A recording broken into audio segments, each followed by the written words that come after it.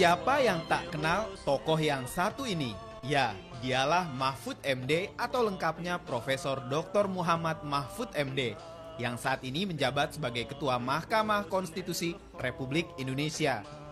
Sebelumnya ia adalah anggota DPR dan Menteri Pertahanan pada Kabinet Persatuan Nasional. Rekaman ini sendiri dibuat bersama Gus Dur pada tahun 2003. Saat itu, Mahfud hanya dikenal sebagai seorang mantan menteri sekaligus akademisi.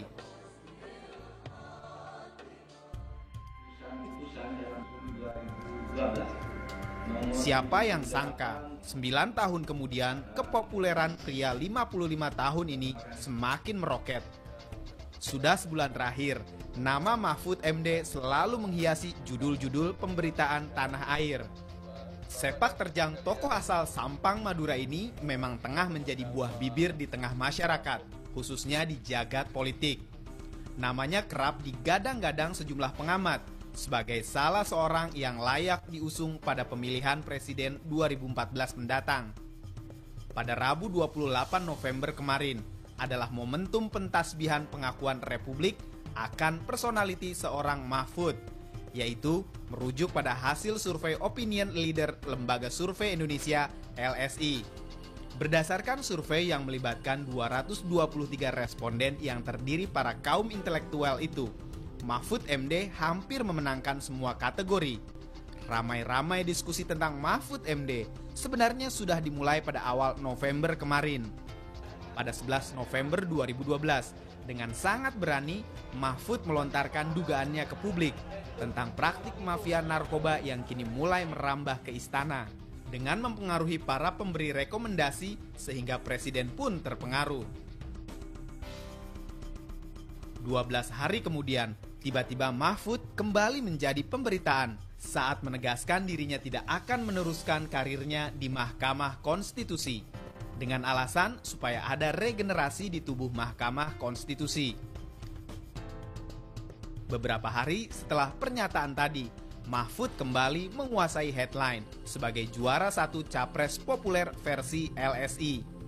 Dan terakhir, nama Mahfud MD kembali dielus media karena terpilih sebagai Ketua Presidium Korps Alumni Himpunan Mahasiswa Islam, menyingkirkan tokoh-tokoh nasional top lainnya seperti Anas Urbaningrum, Anies Baswedan, Bambang Susatyo, MS Ka'ban, dan lainnya. Selamat malam pemirsa, selamat berjumpa dalam Ada Apa Berita. Di awal pekan ini sengaja kami mengajak Anda untuk berjumpa dengan tokoh pekan ini yang naik daun katanya ya, digadang-gadang atau disebut-sebut sebagai capres populer. Sejumlah survei menyebut selalu menempatkan namanya. Baik, selamat malam. Assalamualaikum Pak Mahfud. Waalaikumsalam, Rama. Iya, baik Pak Mahfud. Katanya di atas angin tadi ya Pak ya? Iya. Hati-hati masuk angin ya Pak ya. Dan juga ada Bapak Effendi Ghazali, pakar komunikasi politik. Selamat malam. Malam, Rama. Iya, tadi sudah mengomentari ini ya.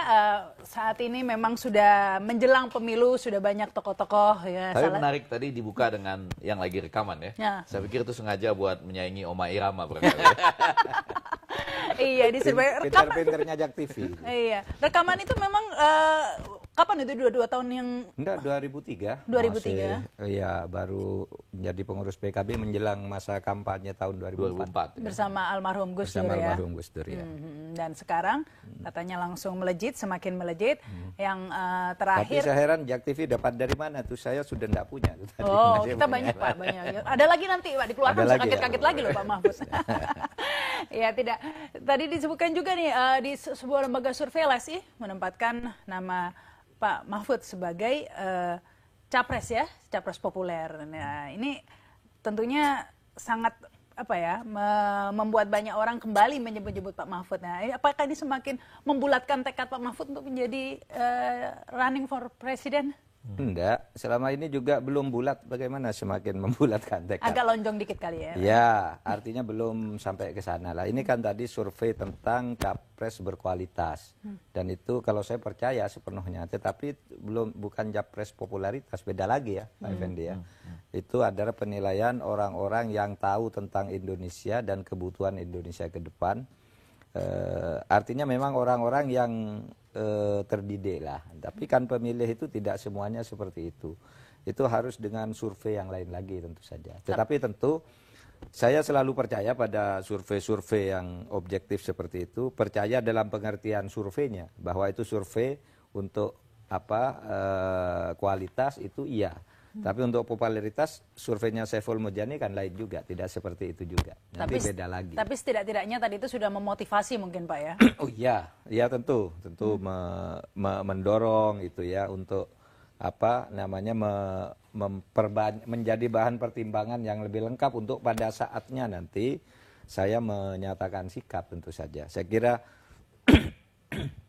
saya tidak bisa lagi lah bersembunyi. Oh, enggak. Itu semuanya nih himpun dulu, tetapi pada saatnya nanti kemana pilihan-pilihan politik itu harus dilakukan, itu tentu ini memberi kontribusi besar ya, bagi saya untuk menyatakan sikap politik pada saatnya pilihan politik di antara bulan April dan Mei nanti. Tinggal tunggu saatnya ya. Tinggal tunggu saatnya. Apakah itu juga dan alasannya? Kalau saya menyatakan iya juga saya mau gitu, belum tentu ada yang mau mencalonkan juga kan. Iya kan? Nah, itu harus kabarnya sudah banyak juga. Yang ini menghubungi, melamar. Ya. Saya tahu, saya kira sama saya dengan pengalamannya dengan Omah Irama. Banyak yang nawari Kiai Habib.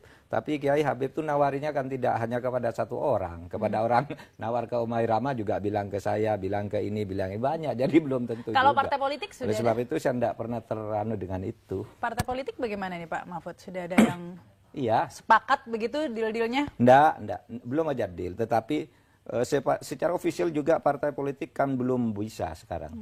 Tapi lobby-lobby sudah ada dong ya? Nah, lobby-lobby itu sudah lama. Artinya hampir semua pimpinan partai politik itu sudah pernah mengajak bicara-bicara ini tentang saya, dengan saya. Artinya hubungan itu terbuka dan peluang itu selalu dibuka. Tetapi saya tahu partai politik itu membuka peluang kepada semua orang, ya kan? Tidak yang paling gencar siapa ini? Katanya kabarnya Abu Rizal Bakri ya mau dijadikan wapresnya. Benar Pak Mahfud? Enggak juga. Tapi sudah menghubungi juga. Yang paling gencar di pemberitaan kan itu. Tetapi itu hanya di pemberitaan. Dalam faktanya justru yang paling gencar bukan itu kan. Siapa begitu. Yang paling gencar dalam kenyataannya? Ya nantilah nanti kita. Itu juga alasannya Pak Mahfud mundur dari Mahkamah Konstitusi? Enggak. Yang saya tuh enggak pernah mundur dari Mahkamah Konstitusi. Menyatakan tidak mau melanjutkan lagi tidak ya? Tidak mau lanjutkan karena itu kewajiban undang-undang. Pasal 26 Undang-Undang MK itu mengatakan 6 bulan sebelum mengakhiri masa tugas, seorang hakim itu harus melapor ke induk organisasi yang dulu memilih. Saya dipilih DPR, saya lapor. Saya sudah akan habis 6 bulan lagi. Cuma memang di situ ada saya tambahkan kalimat dan saya akan berhenti gitu. Biasanya kan seperti Pak Jimli dulu, ya tidak usah berhenti, dikirimi surat apakah Anda masih bersedia gitu. Kan tidak usah fit and proper test lagi karena sudah teruji kan. Nah Pak Jimli bersedia diperpanjang, saya nyatakan tidak. Mengapa gitu tidak aja. bersedia diperpanjang Pak? Ya karena sudah habis dan saya merasa sudah cukup. 5 tahun itu tidak mudah loh bekerja dengan pekerjaan yang begitu sebenarnya begitu berat itu. Bukan berat secara fisik apa, tetapi juga menjaga integritas. Karena integritas MK itu kan bukan hanya integritas ketuanya. Saya boleh bagus. Kalau salah satu hakim aja tidak bagus, hancur. Berat ya, lebih berat mana jadi presiden ini Pak Mahfud Nah, kira-kira? tidak tahu. Mungkin lebih berat jadi presiden sih. Ya, ini kalau... jadi hakim MK berat tetapi asik juga. Artinya MK itu kan tidak punya atasan ya. Tidak ada yang bisa memerintah. Tidak ada, kalau kita mau independen bisa sangat dilakukan, tapi juga kalau menjual diri itu bisa. Karena tidak ada atasannya hakim itu. Jadi benar-benar bisa. Integritas ya. Iya dan betul, idealisme. kalau memang mau menjaga integritas, ya itu bisa. Tapi kalau juga mau hancur-hancuran atas nama kebebasan, atas nama independensi yang dimiliki, bisa jual ya. Karena saya independen, saya bisa jual perkara itu. Artinya kan, Anda punya pilihan dan Anda memilih untuk tidak seperti itu. Iya. Luar biasa. Ya, kalau Anda melihatnya ini Pak Effendi, sekarang ini kan ada yang bilang yang muncul capresnya itu saja. Kita miskin calon alternatif. Anda melihat Pak Mahfud ini salah satu calon alternatif yang bisa kalau digadang? berdasarkan survei tadi begitu, survei LSI itu menanyakan kepada 223 responden, orang-orang yang tahu tentang politik Indonesia, dianggap juga tahu kebutuhan Indonesia, maka ada 2 kelompok ya, yang sudah sering di media massa dari partai-partai dan tokoh alternatif. Untuk tokoh alternatif pun Pak Mahfud memimpin di paling atas. Tapi poin saya sebetulnya begini, betul media sekarang akan banyak terarah selain ke Omah Irama, mungkin sebagian yang lain merasa bahwa dengan berita itu menjadi terhibur. Tetapi bagi yang agak serius, media akan banyak mengikuti Pak Mahfud. Terutama karena begini, masing-masing tokoh yang sedang diproyeksikan ke 2014 itu agak banyak kurang dan lebihnya. Sehingga kemudian posisi Pak Mahfud menjadi sangat menarik. Misalnya begini, kalau kita sebut saja nama-nama yang besar-besar ya, yang dalam minggu ini kan dibicarakan juga duet maut dalam tanda petik Mega dan JK misalnya gitu. Lalu orang mengatakan ini tokoh lama misalnya, kalau lihat dari sisi kurang atau lebihnya. Kemudian juga pernah ikut, pernah kalah misalnya. Kalau Pak Mahfud kan tokoh baru yang belum pernah ikut bertarung misalnya. Jadi itu menariknya. Pada bagian lain, tentu kita tahu memang ada juga tokoh-tokoh yang terkenal karena terobosan-terobosannya. Survei tadi belum memasukkan Jokowi misalnya ya. Tapi kan pada konteks yang seperti itu ada Jokowi, Dahlan Iskan, dan lagi-lagi Pak Mahfud masuk misalnya.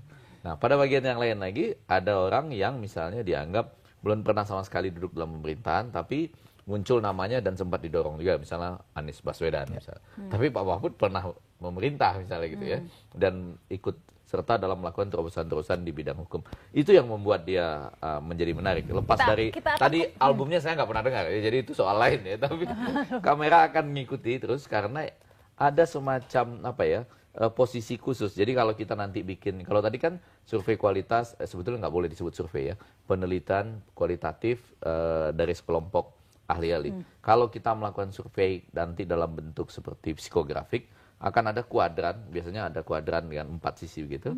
Mungkin Pak Mahfud berada pada posisi yang relatif unik ketimbang tokoh-tokoh yang disebut penerobos atau tokoh-tokoh yang pernah memerintah. Jadi dia posisinya akan unik. Baik, ini kita akan lanjutkan lagi ya. Kita juga akan tanya kalau menurut Pak Effendi kira-kira siapa ini pasangan Pak Mahfud, jodoh Pak Mahfud yang cocok. Kita akan membahasnya lagi pemirsa setelah pesan-pesan berikut ini.